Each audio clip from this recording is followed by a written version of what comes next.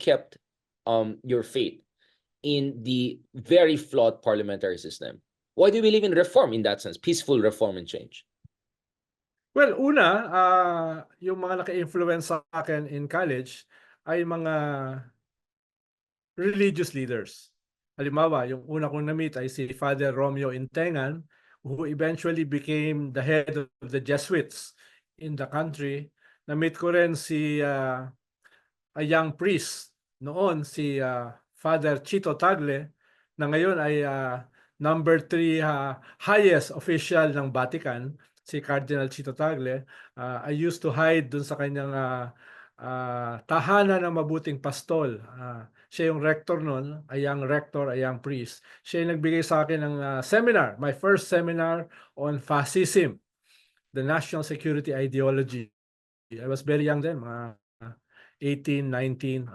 Si Father Romeo Intengan, na-meet ko when I was 16, 17. So, nagsimula ako na based on a very progressive, liberative faith. Yung aking mga unang seminar has nothing to do with yung mga si Hegel at si Marx, no? Liberation theology na nung panahon kasi na yan, meron ding mga bagong dynamic sa Catholic Church, lalong-lalo na sa Latin America. So, doon ako nagsimula. So nested in progress. So essentially, yung it's a progressive Catholicism, not too dissimilar from our current Pope, right? Pope Francis. Yes, From a progressive Christianity, no? A progressive Christianity, no? Na yan yung mga una ko nabasa. Sila Gustavo Gutierrez, no? Yan yung mga nag-shape sa akin nung simula. Ikalawa, dahil nangyari yung yan yung panahon na very strong yung communist movement at very strong yung dictatorship, naghanap ka ng alternative. There must be something better than fascism and communism. Kaya doon kami naghanap ng alternative at nadiskubre namin yung democratic socialism.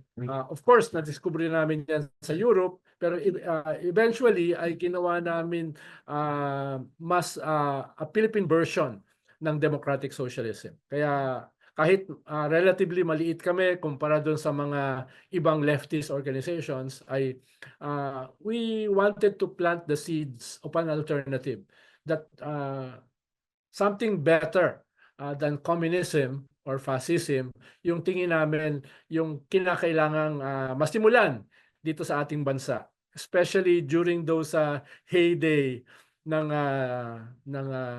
late 70s at saka early 80s. I mean, in many ways, you were also kind of a Hegelian negation of negation. You were an alternative also to the alternative, right? You were a different form of progressive alternative from the Makabayan bloc or other blocks here.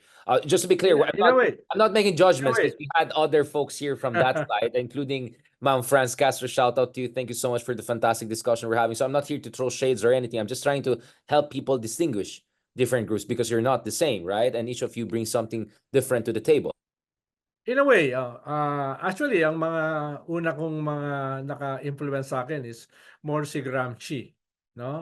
Si Gramsci, yung kanyang prison notebooks, nabasa ko nung college, no? So naka-influence sa akin ng malalim yung mga ideas at saka yung mga Western Marxism, cultural Marxism. Yes, in a way yung Frankfurt School, no? Sila Marcuse, no? Oppenheimer, and all of that. Yeah, the whole Horkheimer, no? Yeah. Yun yung mga nakakuha sa akin. Na naghahanap ng a more democratic alternative than yung dominant leftist ideology ng panahon na yun. And a focus on culture, influence of culture, patterns of capitalist reproduction, influence of Hollywood, things like that, right? That's what the Frankfurt School was very good, especially when they were exiled. In a way, anti-dogmatism. Anti-dogmatism ng traditional left, no? Siyempre, hindi naman perfecto yung mga ideologues na yan.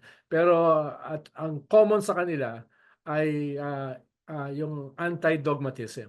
No? A more open political discourse, a more open leftist politics. I'm glad we're having this discussion because I think people have to understand where we're coming from. No, I mean that there's a lot going in the background before we arrive at things that we're doing right now. Now let's talk about Percy, Ronald. Can we talk about Percy and what the new congressman is bringing to the table? Well, si Percy ay na-recruit namin nung siya ay nasa college pa. Siya yung unang openly gay Ateneo, president Ateneo, right? UP. Siya Ah, yung pala first UP. Sorry. Yeah, sorry. siya yung first openly gay president ng UP Student Council, no? Kaya alam mo naman ang UP, 'di ba? Very dominant diyan ang leftist politics, no? Pero at the time, yung leftist politics ay nahahaluan na ng mga identity issues.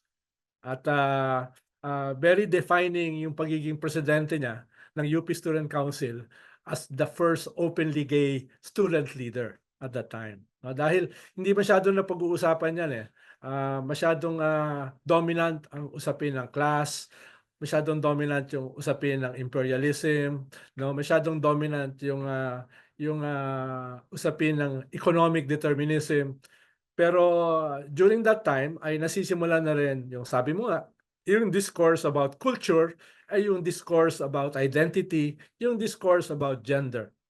Which Kaya kind of anticipated our era of identity-based politics, right? yes. So We're ahead of the curve. clearly, Percy nung siya estudyante ay progressive. Clearly, nung na-recruit namin siya ay naging socialist.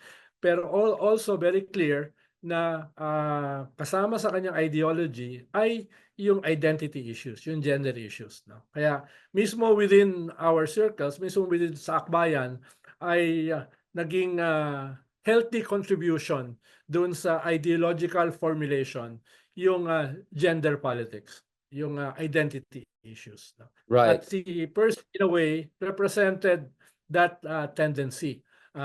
Yung bagong element na yon doon sa mga traditional discourse namin nila Randy, nila Dodong Nemenso, nila Walden Bello, The no? class. Nakadagdag yon. At tingin ko na-enrich niya yung ideological formulation ng akbayan at yung bigger progressive movement na kinakatawan ng akbayan. But Percy will just have what, 6-7 months in the 8 Congress? months. 8 8 months. So hindi na siya At kung, tatakbo. at kung sakaling manalo ng 2 seat ang akbayan, ay pwede siyang magkaroon ng second term. No? Second nominee Pero ba? mahalaga dahil first time kami natalo sa aming more than 25 years na history, first time namin natalo noong 2019. Yung height ng Duterte government. Right, which was the lowest for the rest of us. Yes, so meron kami mga close calls nung panahon ni Arroyo, no? Pero yung pinaka nanganib ang akbayan was during the time of Duterte. Dahil hindi lang siya usapin ng harassment. Hindi lang siya usapin ng extrajudicial killings. Usapin siya na 93% ng ating population we're supporting Duterte. So ang hirap mag-organize, ang dali ma-demonize dahil nga sobrang overwhelming Yung fear factor. I Yeah. had Wataru-san here who did on-the-ground research, nag-embed siya sa communities in Visayas region, in Ilocos, in Manila, and he said daming takot yung time na yan. There was really a climate of fear. Yeah, it's a combination of fear and at the same time yung popularity ni Digong, the Duterte brand, was very dominant. So hirap mag-organize because of fear, pero at the same time hirap mag-organize at saka mag-recruit So dahil walang nga dun sa receptiveness. support ni Digong. Sabi nga namin nun, kung isasama mo yung margin of error, halos 3% Zero. lamang yung Baka negative. yung ayaw kay Digong, no? So that was the But first now- time we lost. But Ronald, now 2019. 2024 is 0.6%. So I'm just saying it's a huge improvement from 0 or negative 3. You have made a huge improvement, my friend. You have made a huge improvement. That's a big jump from negative to Siguro 0.6. yun yung isang aspeto ng aking personality. Bagaman binuo yung akbayan, binuo yung electoral movement, ay ako bilang as a person, tingin ko hindi ko linya yon. I would rather be a campaign manager, I would rather be an organizer A ng vlogger, electoral struggle rather than lover, rather Ronald, a lover. rather than be a candidate, no? Kaya huwag kayong But maniwala diyan but sa mga but sinasabi ng mga mambubudol, but no? Ronald, let me say to our audience now, especially on Twitter among others, because I saw some clamor kahapon. Huwag kayong mag-alala, kunyari lang sinasabi ni Ronald, sa 2028, we're gonna launch something. So don't worry about it. May mga niluluto pa kami. Now, since naka-crocodile ako dito sa shirt ko ngayon, even though it's a pink shirt, um, pag-usapan natin yung mga hearings ngayon sa Congress and all. Yung Quadcom is going crazy, isn't it? Medyo grabe Yes. level of revelations and all. Medyo insane, no? Oo, grabe 'no? Grabe na nga yung, sinabi ni Espinido, yung poster boy ng, podcast, a couple of months ago, 'di ba? Na totoo pala itong, quota para sa extrajudicial killings. Totoo pala yung ugnayan ng pogo, ng drugs with EJK, 'no? Totoo pala itong mga criminal elements within the Philippine National Police. Sabi nga niya, the biggest criminal organization is the Philippine National Police, no? Hindi mo aasahan yan during the time of Duterte dahil ito sa Espinido ay poster boy nung Tokhang. Pero ito, no? Uh, I cannot imagine anyone calling the Philippine National Police noon or ngayon as the biggest criminal organization, no? Pero hindi pa natapos doon. Lumabas pa itong mga bagong testimony tungkol dun sa mga pinapatay ni President Duterte sa loob mismo ng kulungan, sa loob mismo ng penal colony. At nagpasalamat pa daw yung presidente doon sa mga nag-implement na yun at ang ginamit na salita ay ginawang dinuguan, no? Ginawang dinuguan, no? At since then, ang dami pang lumabas, no? Katulad dito, no, yung killing ng isang police general na board member ng PCSO. Nakita ko pa yung video noon eh. Nung nangyari yun, more than 2 years ago. Nakita ko pa yung pagpatay sa kanya eh. Tapos ngayon, yung mga pumatay, yung mga nagpapatay, ay umaamin ngayon in a quad hearing. So mukhang nagsisimula pa lamang itong mga expose na ito dahil sa libo-libong napatay, tingin ko marami pang ibang tetestigo, no? Pero And tuloy-tuloy yan after di ba, hearings can continue even if mag-break yung Congress, di ba? There was yes, so yes. tuloy-tuloy ito for the weeks to come. So yung mga Halimbawa, kahapon may lumabas si Montalban, may sinulat siya tungkol dun sa testimony ni Las Cañas na hawak ngayon ng International Criminal Court as a witness na ito si Garma, ito pala yung ito daw yung head ng hit squad ni Bongo, no? Ni Bongo, no? So hindi lang si Bato ang nai-implicate dito. Hindi lamang itong mga Bongo, si Polong, former ano, PNP chief, no? Talagang si Bongo na akala mo ay hindi makabasag pinggan, no? Ay meron din palang sariling hit squad. At itong Garma ay yung head ng hit squad na yon. At least according to Las Cañas, no? yeah. But So Ronald, a part hindi of me hindi is saying, dito yeah. matatapos dito sa mga hearings na ito. Which in a way, diba, makes it even easier for the ICC to come in with more legitimacy, right? When you have an administration who earlier said walang jurisdiction ng ICC, and then now the same administration or friends of the same administration are exposing all of these kababalakan, lahat ng budul games, lahat ng EJKs.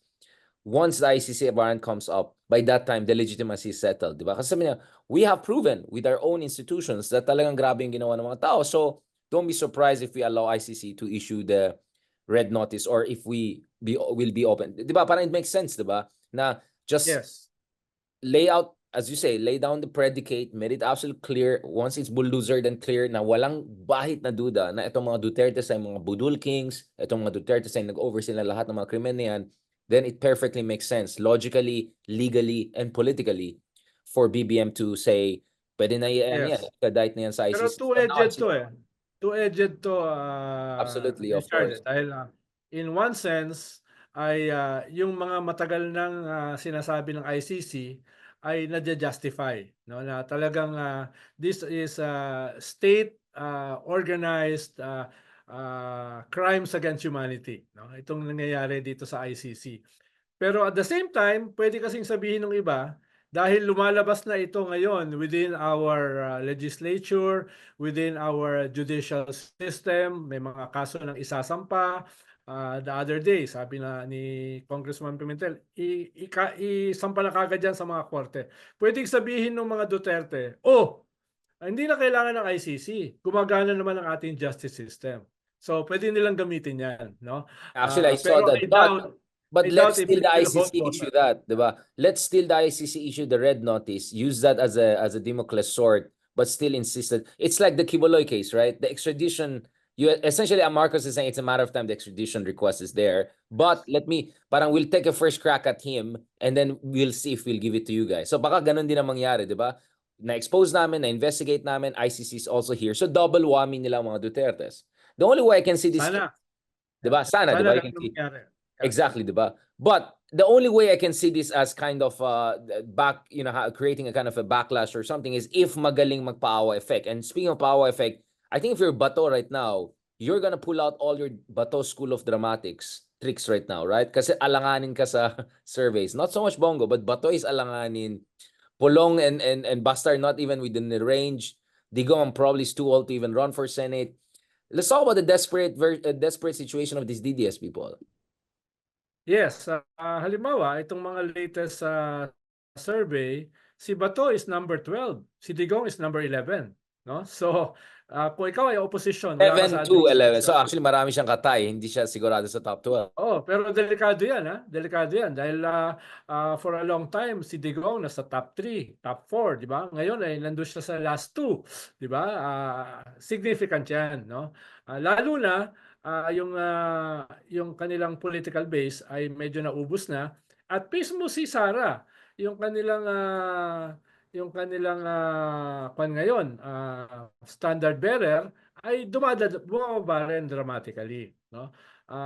Ang kwan ko lang ngayon, ang concern ko lang ay yung Senado, may mga bad signals na lumalabas. Halimbawa, itong pagkatay sa budget ni Sara sa House, sa Senate, iba yung position halimbawa ng mga katulad ni Jinggoy. Si Jinggoy ba majority floor leader sa Senate, no?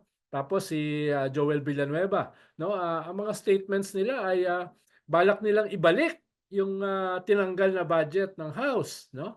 Tapos may mga ilang senador nagsasabi na teka,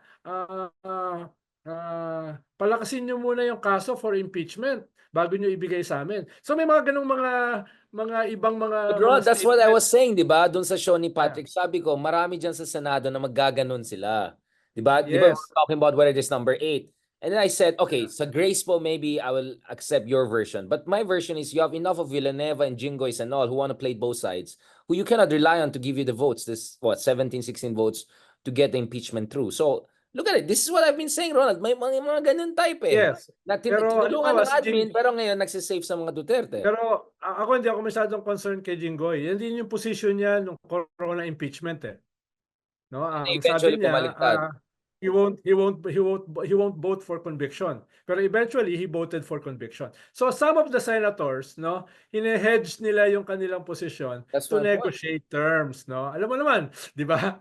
Magne-negotiate sila eh. It's, Tapos yung mga re-electionists na halos lahat ay kasama sa administration slate, no? Syempre naghahanap yan ng dagdag na budget, no, sa kampanya, no. So what about Mig Zubiri, who's from Mindanao? Shouldn't you be a little bit careful about babanggaan mo yung mga Duterte, considering you're Mindanao based? yes, pero ang boto mo kasi is nationwide eh. Yung boto ng mga senador ay nationwide. Pero si Migs is not a re-electionist, no? So yung mga re-electionist na 7, na 2 ay manggagaling dun sa PDP, 5 ay nasa admin slate, no? At least yung kanilang mga successor katulad ng Villar nasa admin slate, no? Ay magka-calculate yan. Ilang bang boto ang mawawala sa kanila kung i-convict nila si Sara? 'Di ba? Yun yung kina-calculate nila. Bina-balance nila yan, eh. Ilan naman ang maidadagdag ng administration in terms of resources at saka votes at saka machinery kung sila ay susunod sa impeachment. So, Ronald, parang alam na alam mo yan. Yan siguro ginawa niyo nung panahon yan. I think wala everyone's akong talking about the kinalaman Corona dun, wala akong impeachment as we kinalaman speak. dun. Everyone's talking about the Corona impeachment as we talk now. So I'm just Eh, saying, maybe Ronald knows a thing or two. Wala akong alam. Wala kami sinasabi. yeah. Now, speaking of Migs, let's talk about Migs Nograles. So kanina doon sa hearing ni Migs Nograles, na-booking itong, or at least, itong allegations by this Chinese spy tycoon caught in, I think, is it in Thailand or Malaysia, who said na siya mismo ang nag-alaga doon sa case ni Alice Go. Therefore, the implication is Alice Go could be, after all, some sort of a spy or auxiliary of the Chinese intelligence services. What is your read of that? Nagwala si Alice Go doon, napikon talaga siya doon. I could see, immediately she went into like, ayoko nang. So, what do you think is going on? Maybe after all, she is indeed a spy.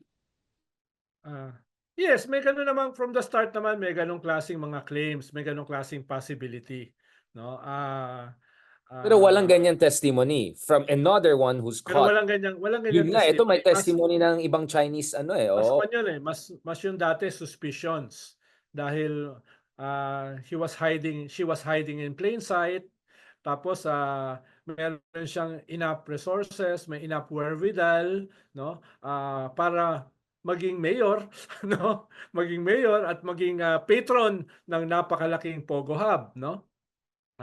So may gano'n naman talagang possibility. Pero ako kasi hindi pa sa akin decisive itong kuwan na ito, itong Al Jazeera article na ito, eh, na pinanggalingan nitong mga claims na ito, eh. Hindi ko pa sigurado itong alleged spy, no, kung, paano lahat Si diyan Che mga alleged, Zhejiang. So eh, he's saying he's not a reliable witness? But lahat why yan would ay he say this? lahat yan ay alleged pa lang, eh. Ang sigurado ko kasi na spy, yung, lumabas sa Rappler. Yun sigurado ko yun. Pero yun, hindi At hindi lumabas na hindi ng bansa. At lumabas na rin ng bansa. tsaka yun, kahit not a single word. Yung mga real spies, hindi nagpapa-interview, eh. No, no. Ito tycoon naman kasi, so nagdadoble Oo. cara. Siguro auxiliary din to. So puro silang siguro auxiliary. You know? Iba kasi yung spy, iba yung assets. Yeah. That's Halimbawa, why I use the word ibig sabihin assets. kahit yung mga triads na kalaban ng Chinese government can become assets, no? Sicario, essentially. Iba So, yun, no? intelligence asset. Okay, sorry. Let me Oo, be iba yun, no? intelligence asset rather Oo. than spy. That is Yes, very like, yeah. iba yun. Halimbawa, nung lumabas ng bansa si Alice Guo, kung siya ay talagang spy, bumalik na siya ng China. Dahil mas safe siya ron, eh, no? Mas safe siya ron. Kung siya ay triad, magdadalawang isip siya. Because triads disappear in China. No? Nawawala. They can be assets, but they are also Vulnerable, yeah. kalaban ng Estado. No? They're Kalaban sila ng Estado. Halimbawa, some corrupt Communist Party officials may use triads to launder their money out labas ng China.